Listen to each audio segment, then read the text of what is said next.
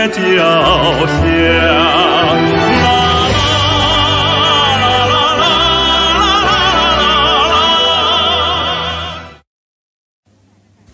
Các bạn thân mến, sau đây mời các bạn nghe Bạch Minh đọc tiếp cuốn tiểu thuyết cổ điển Trung Quốc Tây Du Ký.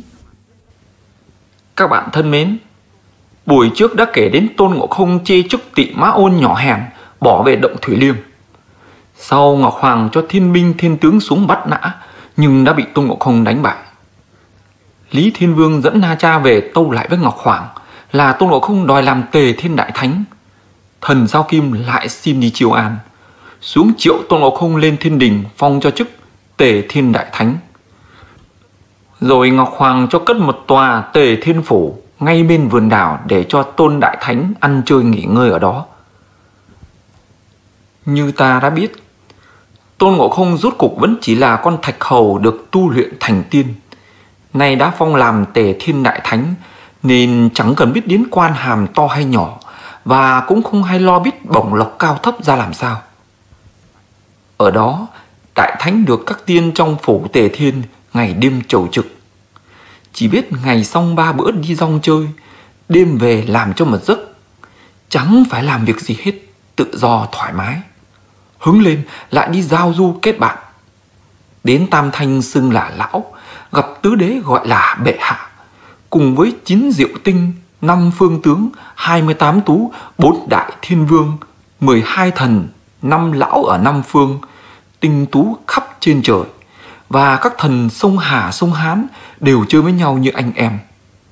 Hôm nay chơi bên đông, ngày mai thì sang bên tây, đi gió về mây. Nay đây mai đó, thích đâu thì chơi đấy. Một hôm, Ngọc Hoàng ra ngự triều, trong ban có Hứa Tịnh Dương chân nhân ra phủ phục tâu. Nay Đại Thánh nhàn rỗi không có việc, giao du với tinh tú trên trời, bất kỳ cao thấp đều xưng hô bè bạn ngang lứa, e rằng vô sự tất sinh chuyện, chỉ bằng cho giữ một việc gì để khỏi sinh ra rắc rối. Ngọc Hoàng nghe nói, tức thì cho tuyên triệu. Đại Thánh vui vẻ đến ngay. Bệ hạ triệu lão tôn có thăng thưởng gì đấy? Ta thấy nhà ngươi nhàn rỗi vô sự, vậy giao cho ngươi trông coi vườn đào tiên, sớm hôm phải trông nom cẩn thận. Đại Thánh vui mừng tạ ơn lui ra, vào ngay vườn đào xem xét. Nhưng đến đấy thì bị ngay thổ địa giữ lại. Đại Thánh đi đâu thế? Ta thừa lệnh Ngọc Hoàng cho cai quản vườn đào, bây giờ đến đây tra xét xem sao. Thổ địa vội vàng vái chào và gọi ngay các lực sĩ trồng cây, lực sĩ gánh nước, lực sĩ sửa đào, lực sĩ quét dọn ra chào Đại Thánh, rồi dẫn Đại Thánh đi xem vườn.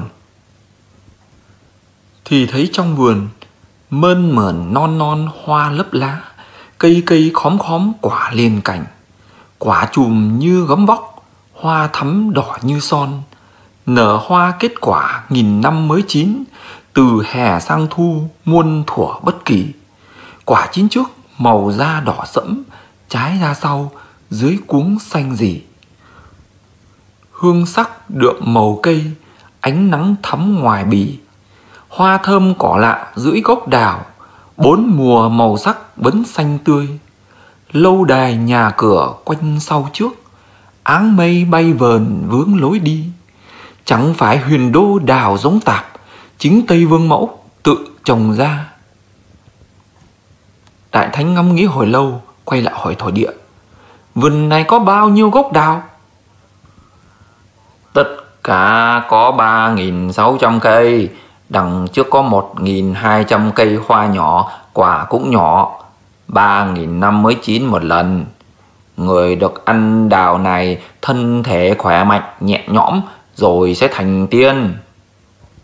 Khoảng giữa có 1.200 cây, có hoa trồng quả ngọt thơm. Cứ 6.000 năm chín một lần, người ăn vào thì có thể bay bổng lên mây, sống lâu không già. Đằng sau có 1.200 cây, vân cây đỏ tím, hột vàng nhạt. 9.000 năm mới có một mùa quả. Người ăn vào thọ bằng trời đất, tuổi ngang mặt trời mặt trăng. Đại thánh nghe nói rất vui mừng, liền đi điểm lại số cây đào và những đình các trong vườn. Xong quay về phủ. Từ đấy trở đi, cứ 3 hoặc 5 ngày, đại thánh lại đến thăm Cảnh, không đi đâu chơi nữa, và cũng không kết bạn với ai cả. Một hôm, thấy trên cây đào lâu năm quả chín quá nửa, đại thánh thèm quá, muốn nếm thử xem. Nhưng trong vườn còn có thổ địa, lực sĩ và các tiên trong phủ đi theo, nên không tiện ăn. Rồi chợt nghĩ ra một kế. Các ngươi hãy tạm ra ngoài cửa chờ, để ta lên nằm nghỉ trên đình này một chốc hả? Mọi người lui ra, đại thánh cởi mũ áo ra, trèo lên trên cây đào, chọn những quả đào chín ngon, vặt xuống ngồi ăn ngay trên cành đào cho kỳ no. Xong nhảy xuống, lại đội mũ áo vào, gọi mọi người cùng đi về phủ. Mấy ngày sau, lại cứ kế đó tiếp tục ăn trộm đào. Một buổi sáng, Vương Mẫu đặt tiệc mở hội ở trong cung giao trì, gọi là Đại hội Tiên Đào. Tây Vương Mẫu sai các tiên nữ Hồng Y, Thanh Y, Tố Y, Tạo Y, Tử Y, Hoàng Y, Lục Y mang lẵng đến vườn đào chảy quả về bày tiệc. 7 tiên nữ đến cửa vườn, thấy thổ địa, các lực sĩ của vườn đào cùng các tiên ở trong phủ Tề Thiên đều đứng ở trong cửa, liền đến gần nói: Chúng tôi vâng lệnh Vương Mẫu đến chảy đào về bày tiệc đấy mà. Tiên Nga hãy thong thả, năm nay không như mọi năm, vì Ngọc Hoàng đã sai Tề Thiên Đại Thánh cai quản vườn này, phải báo cho ngài biết, tôi mới dám mở cửa. Vậy thì Đại Thánh ở đâu? Đại Thánh ở ngay trong vườn, vì ngài hơi mệt nên còn nằm ngủ trên đình. Thế thì phải đi tìm Đại Thánh ngay, kẻo lỡ việc đấy. Thổ địa liền cùng tiên nữ đến chỗ đình hoa, thì chỉ thấy mũ áo Đại Thánh để đấy, không biết người đi đâu mất, mà tìm khắp nơi cũng chẳng thấy. Hóa ra là Đại Thánh ăn xong đào, chơi được một lúc, rồi thu mình nhỏ lại chỉ còn dài chừng 2 tấc, nằm ngủ trên đầu cành lá rậm rạp. Tìm mãi không thấy, tiên nữ nói: Chúng tôi vâng chỉ đến đây, tìm chưa thấy Đại Thánh, đâu dám về không? Có một tiên đứng bên lại nói: Các tiên Nga đã phụng chỉ đến đây thì không phải rụt rè gì nữa. Đại Thánh chúng tôi thường quen đi chơi, chắc đã ra ngoài gặp các tiên rồi đấy. Các tiên nữ cứ đến hái đào đi, khi Đại Thánh về chúng tôi sẽ nói giúp cho cũng được. Các tiên nữ theo lời vào hái đào. Trước hết lấy những quả ở hàng cây đằng trước, bỏ đầy 2 lẵng, rồi đến hàng cây giữa, bỏ đầy 3 lẵng. Tới hàng cây đằng sau, thấy quả thưa thớt. Họ biết đâu Đại Thánh đã chọn ăn hết tất cả những quả chín rồi, chỉ còn mấy quả non xanh núm. Các tiên nữ tìm kiếm khắp tất cả, mãi mới thấy trên cành về hướng nam có một quả nửa vàng nửa trắng. Thanh y nữ vin cành xuống, hồng y nữ hái quả rồi buông tung cành cây lên. Đại Thánh biến hình đương ngủ ở trên cành, bị đánh động tỉnh dậy, tức thì hiện lại nguyên hình, lấy cây thiết bổng trong tay ra, vung một cái to như cũ, quát hỏi: Các ngươi là quái vật ở đâu, dám đến đây hái trộm đào hớ? Các tiên nữ hoảng sợ quỳ cả xuống: Xin Đại Thánh nguôi giận, chúng tôi không phải yêu quái, mà là 7 tiên nữ của Vương Mẫu sai đến chảy đào, đem về mở hội tiên đào. Lúc đến có hỏi thổ địa trong vườn và đi tìm Đại Thánh không thấy, chúng tôi lo trễ việc của Vương Mẫu nên đã không đợi được, mà tự ý hái đào trước, chăm lại Đại Thánh tha tội cho. Đại Thánh nghe nói, đổi giận làm lành. Tiên nữ hắng đứng lên: Vương Mẫu đặt tiệc thì mời những vị nào? Theo lệ cũ, tiệc hội này mời các vị Tây Thiên Phật Lão, Bồ Tát Thánh Tăng La Hán, Nam Cực Quan Âm, Đông Phương Thánh Đế, Tiên ông 10 châu 3 đảo, Bắc cực huyền linh, Hoàng giác đại tiên. Đó là các lão tổ 5 phương. Lại còn sao ngũ đầu, ở trên là Tam thanh tứ đế, Thái ất thiên tiên 8 động. Giữa là Ngọc Hoàng Cửu Lũy, Hải nhạc thần tiên 8 động. Dưới là U Minh giáo chủ, các vị địa tiên 8 động. Rồi các tôn thần lớn nhỏ ở các cung các điện đều cùng nhau đến dự hội giao trì, thưởng thức đào tiên. Thế có mời ta không? Không nghe thấy nói đến. Ta là Tề Thiên Đại Thánh, mời ta đến dự tiệc thì có gì là không đúng? Đó là theo tục lệ cũ của hội, còn nay chưa biết thế nào. Các ngươi nói cũng phải đấy, ta chẳng trách gì các ngươi. Vậy các ngươi hãy tạm đứng tại đây, đợi ta đi hỏi xem có mời ta không nhá. Nói xong, Đại Thánh bấm quyết niệm thần chú, nhìn các tiên nữ rồi nói: Im, im, im.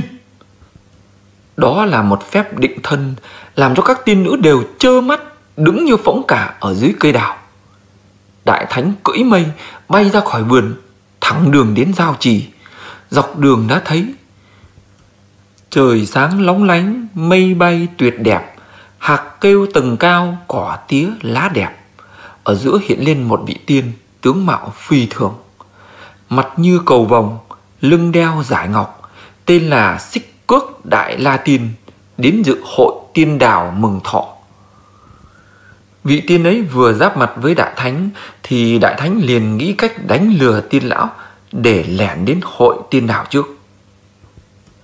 Lão tiên đi đâu đây? Vương mẫu cho mời đến dự hội tiên đào. Chắc lão tiên chưa biết đấy.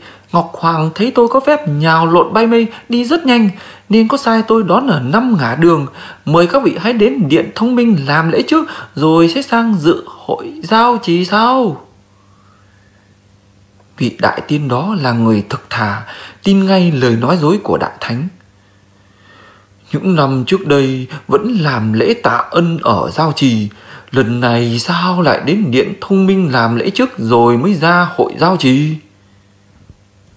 Tuy hỏi thế nhưng cũng chẳng biết làm thế nào, đành quay mây bay về điện thông minh. Đại Thánh cưỡi mây, niệm thần chú, biến mình ra thành hệt như Xích Cước Đại Tiên, bay thẳng đến giao trì.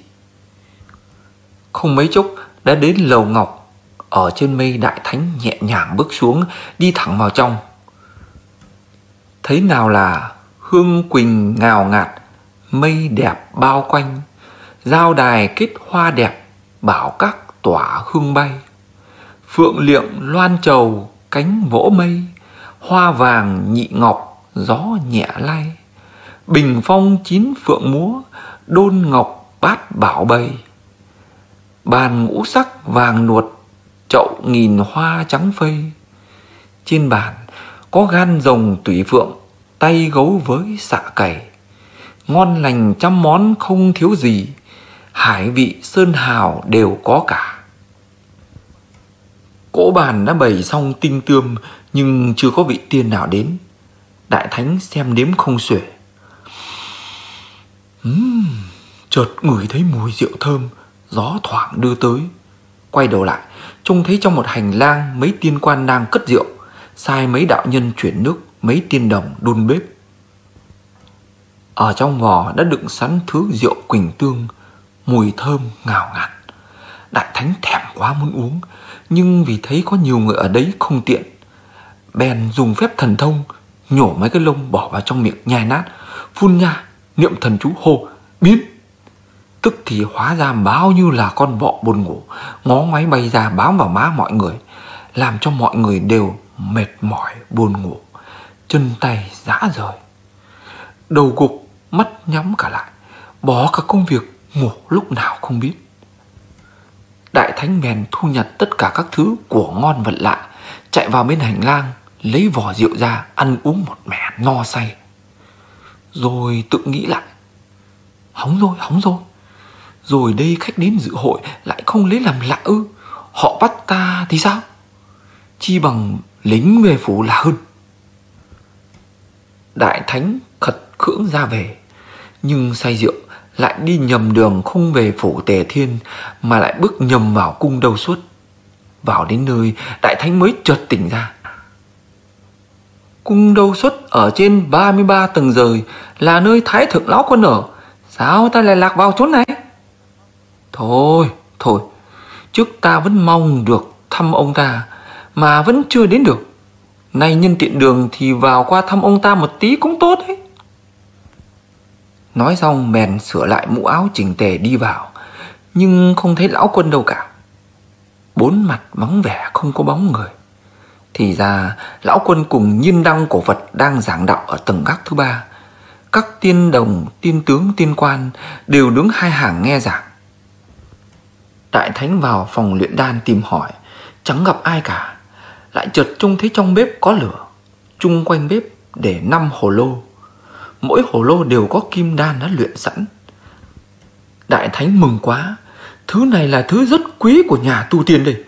Từ khi tu được đạo, biết rõ được lý trong lẽ ngoài của nó đều giống nhau. Ta vẫn muốn luyện thứ thuốc này để cứu người. Khốn nỗi về nhà không lúc nào rỗi. Này thật có duyên, lại gặp được của này. Lão quân lại không có ở đây, ta hãy lấy mấy viên nếm thử xem sao. Nói rồi dốc cả mấy hồ lô ra, lấy kim đan ăn tất, nhai như ăn đậu rang vậy. Ăn thuốc vào được một lúc, rượu tỉnh dần ra. Đại thánh lại nghĩ thầm, thế này thật sai quá. Cái tội vạ này ở trên trời càng lớn hơn. Nếu kinh động đến Ngọc Hoàng, tính mạng sẽ khó toàn. 36 trước, chuồn trước là hơn. Thôi, vẫn về hạ giới làm vua là thượng sách. Đại thánh ra khỏi cung Đâu Xuất, không đi đường cũ nữa, dùng phép ẩn thân trốn ra cửa Tây, cưỡi mây về tới địa giới núi Hoa Quả. Trên mây nhìn xuống, thấy cờ suý phất phới, gươm giáo sáng loáng.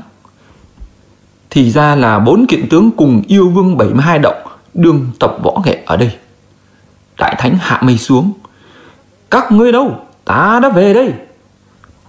Mọi người vội quẳng binh khí xuống quỳ lại. Đại thánh thật nỡ lòng bỏ chúng con đi bấy lâu mà không thèm đói hoài đến. Sao lại cho là lâu? Vừa nói vừa đi thẳng vào trong động. 4 kiện tướng thu dọn đâu đấy, rồi cúi đầu làm lễ và hỏi. Đại thánh ở trên trời 110 năm đã được phong chức gì? Ta chỉ nhớ vào độ nửa năm, sao lại nói là 110 năm? Trên trời 1 ngày là bằng 1 năm ở hạ giới. Các ngươi hãy nghe ta kể đây. Đáng mừng chuyến này được Ngọc Hoàng mến, quả có phong cho ta làm Tề Thiên Đại Thánh, lập một tòa Tề Thiên Phủ, cho các tiên lại hầu hạ. Sau thấy ta nhàn rỗi không có việc, có sai ta cai quản vườn đào tiên. Vừa đây lúc vương mẫu mở hội tiên đào, không mời ta, ta cũng chẳng đợi ai mời ta gì hết. Ta đến thẳng cung Giao Trì, tự lấy các món ăn tiên, rượu tiên đem ra xơi hết. Khi ở hội Giao Trì ra, ta lại vào nhầm cung Thái Thượng lão quân ở. Thấy có 5 hồ lô thuốc kim đan để đó, ta cũng đem chén tất. Sau sợ Ngọc Hoàng biết ra bắt tội, ta liền trốn ra khỏi cửa trời về đây. Mọi người nghe nói liền bày tiệc rượu đón mừng đại thánh. Rót một chén rượu dừa dâng lên, đại thánh uống một hớp. Không ngon, cất đi. Hai tướng Băng Ba nói, đại thánh ở trên thiên đình uống rượu tiên, ăn các thứ đồ ăn của tiên, nên uống rượu dừa không thấy ngon. Nhưng có câu không ngon cũng là nước quê nhà. Các ngươi dù không phải là người thần, cũng là người làng cũ. Sớm nay ta ăn uống ở Giao Trì, thấy trong hành lang có nhiều bình rượu tiên, đều là thứ rượu ngọc dịch quỳnh tương. Chắc các ngươi chưa được uống. Đợi ta lấy vài bình về để cho mỗi người nếm thử một tí. Ai uống rượu đó đều sẽ sống mãi không già nữa. Nói xong, đại thánh liền mở cửa động, dùng phép nhào lộn bay mây, ấn hình đến thẳng cung Giao Trì. Thấy đạo nhân cùng các tiên đồng vẫn còn ngủ chưa dậy, Đại Thánh vào chỗ đĩa rượu, cắp nách 2 bình, tay xách 2 bình, lại cưỡi mây trở về, hội họp tất cả bọn khỉ trong động, mở hội rượu tiên để cho mỗi người cùng uống mấy chén. Cả hội đều khoái chí vô cùng.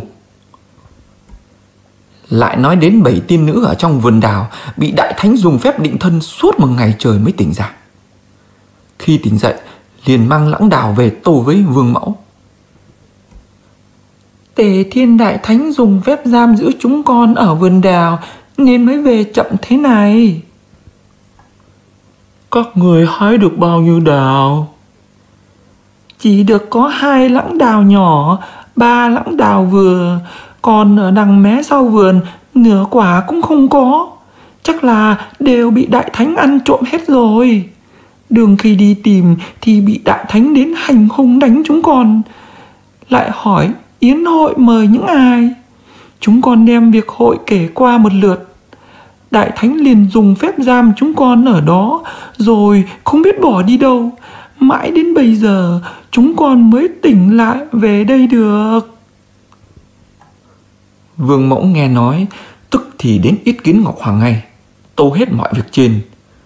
Vương Mẫu nói chưa hết lời, lại thấy các người nấu rượu cùng quan tiên khác đến tâu. Không biết kẻ nào đã làm loạn đại hội tiên đào, lại tới uống trộm các thứ rượu ngọc dịch quỳnh tương, các món ăn bát chân bách vị cũng đều bị ăn vụng hết. Lại có 4 đại thiên sứ vào tâu, có Thái Thượng Lão Quân đến. Ngọc Hoàng lập tức cùng Vương Mẫu ra đón. Lão Quân vào làm lễ xong nói: Trong cung lão đạo luyện kim đan 9 lần để đợi bệ hạ mở đan nguyên đại hội, không biết kẻ nào vào lấy trộm mất, xin tâu bệ hạ biết rõ. Ngọc Hoàng nghe tâu rất lấy làm kinh ngạc. Một lúc lại có quan của phủ Tề Thiên đến tâu: Tôn Đại Thánh bỏ thiên phủ đi chơi từ hôm qua đến nay chưa về, không biết đi đâu mất. Ngọc Hoàng còn đang nghi hoặc, lại thấy Xích Cước Đại Tiên đến cúi lại tâu: Thần được Vương Mẫu mời đến dự hội tiên đào, ngộ gặp Tề Thiên Đại Thánh có bảo là Thánh thượng cho y đón các đại tiên đến điện Thông Minh làm lễ mừng, rồi sẽ đến hội tiên đào. Tin theo lời y nói, thần tức tốc đến điện Thông Minh, nhưng không thấy xe loan của Thánh thượng đến, thần bội xin đến đây hầu. Ngọc Hoàng cả sợ: Tên ấy giả truyền sắc chỉ của ta để đánh lừa hiền khanh, phải sai ngay linh quân kiểm soát đi tra xét, tìm hỏi cho ra tung tích nó mới được. Linh quan lĩnh chỉ, tức thì ra ngoài tìm hỏi khắp nơi, biết được rõ ràng mọi việc. Về tâu: Kẻ làm nhiễu loạn thiên đình chính là Tề Thiên Đại Thánh. Sau lại đem tất cả mọi việc tâu lại một lần. Ngọc Hoàng giận lắm, bèn sai 4 đại vương cùng Lý Thiên Vương và Na Trai Thái Tử điểm 28 tú, 9 diệu tinh quân, 12 nguyên thần, 5 phương ít đế, 4 trị công tảo, đông tây đẩu tinh, nam bắc 2 thần, ngũ nhạc tứ độc, tinh tướng khắp trên trời, cộng là 10 vạn thiên binh, tức đốc xuống hạ giới áp sát núi Hoa Quả, bắt cho được tên đầy tới về chịu tội. Các thần tướng gấp rút cất quân ra khỏi thiên cung. Đến nơi, Lý Thiên Vương hạ lệnh cho các thiên binh hạ trại vây kín núi Hoa Quả, trên dưới vây 18 tầng thiên la địa võng, rồi sai 9 diệu tinh quân ra trận. Các quân đến thẳng động Thủy Liêm, chỉ thấy bọn khỉ nhảy nhót chơi bời. Tinh quân bèn cất tiếng to: Yếu con kia, Đại Thánh các ngươi ở đâu? Chúng ta là thiên thần trên trời sai xuống, bắt tên phản nghịch ấy, bảo y phải ra mau hàng ngay. Nếu dám nói ra nửa chứ không thì các ngươi sẽ bị giết hết. Bọn tiểu yêu hoảng sợ chạy vào báo: Tâu Đại Thánh, nguy đến nơi rồi. Ngoài có cái chiến hung thần xưng là thiên thần Ngọc Hoàng sai xuống bắt Đại Thánh đây. Đại Thánh đương lúc cùng các ma vương 72 động và 4 kỵ tướng chia nhau uống rượu tiên, nghe báo vẫn thản nhiên nói: Ngày nay có rượu uống say, việc gì ngoài cửa dở hay không cần. Chưa dứt lời lại có tiểu yêu chạy vào báo: 9 thiên thần ngoài cửa đương rước mắng đè đánh ta. Ha ha ha ha, mắc họ, ngày nay chỉ biết diệu thơ, công danh ta cũng thờ ơ hỏi gì. Nói chưa dứt lời lại có tiểu yêu nữa vào báo: Đại vương, 9 thiên thần đã đánh phá cửa, đang tiến vào đây. À, bọn hung thần hèn mặt, thật vô lễ quá thể. Ta vẫn không muốn so hơn kém với chúng, sao lại dám đến trêu ta? Tức thì sai độc giác quỷ vương dẫn ma vương 72 động đi trước, đại thánh dẫn 4 kiện tướng theo sau. Quỷ vương đem quân ra tới cửa đã bị ngay 9 diệu tinh ập đến đánh dồn vào chỗ đầu cầu sắt, không thể nào thoát ra được. Đương lúc đó thì đại thánh đến, mở đường ra, rồi vung cần thiết bổng lên dài hơn 2 trượng, đánh thẳng ra. 9 diệu tinh quân không địch nổi, lùi về giữ trận thế. Tị Ma Ôn kia, ngươi thật không biết đường sống chết ra sao cả. Ngươi phạm 10 tội lỗi: trước ăn trộm đào, xong uống trộm rượu, làm rối loạn cả hội tiên đạo, lại ăn trộm kim đan của Thái thượng lão quân, đem rượu tiên về vui hưởng với nhau. Tội nợ chồng chất lên mà không biết ư? Ha ha, các việc đó có thực đấy. Nhưng nay muốn làm gì ta nào? Ta vâng sắc chỉ Ngọc Hoàng đem quân đến đây vây bắt ngươi hàng phục.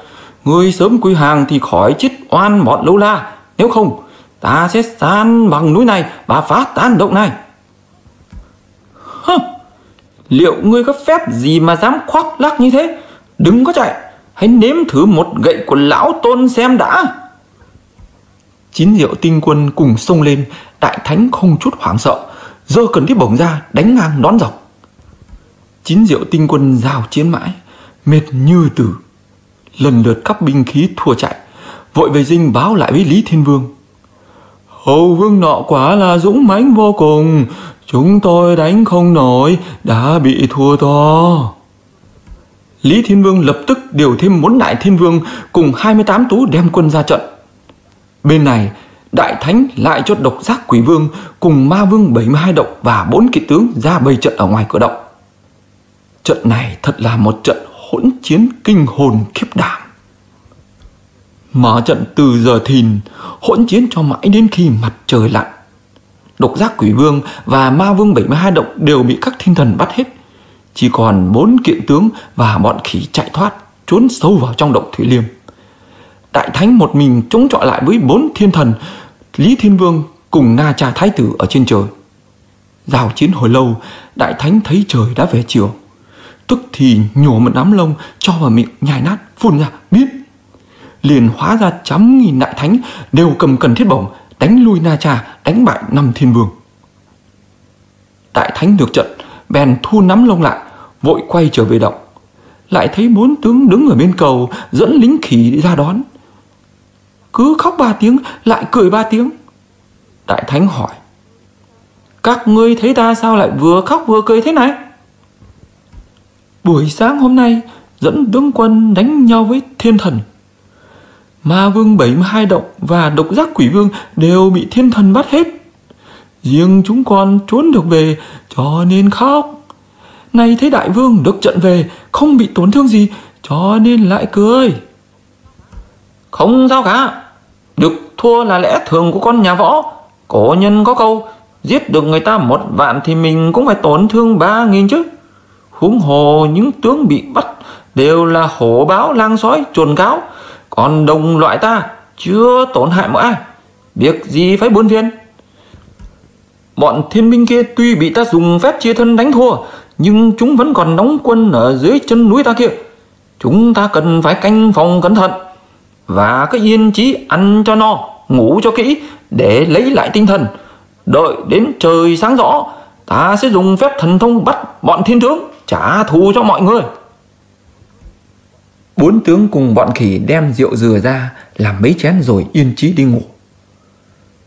4 đại thiên vương thu quân về, mọi người đều đến dâng công. Có người bắt được hổ báo, có người thì bắt được sư tử và voi, người thì bắt được sói và cáo, nhưng không ai bắt được một con khỉ nào. Sau đó cho an dinh hạ trại, khao thưởng những người có công, cho thêm quân lính giăng thiên la địa võng vây chật lấy núi Hoa Quả. Đợi đến sớm mai lại tái chiến. Mỗi người một lệnh tản ra canh giữ các nơi. Sau khi trời sáng ra, không biết trận đánh sẽ còn tiếp diễn như thế nào. Xin mời các bạn đón nghe buổi sau.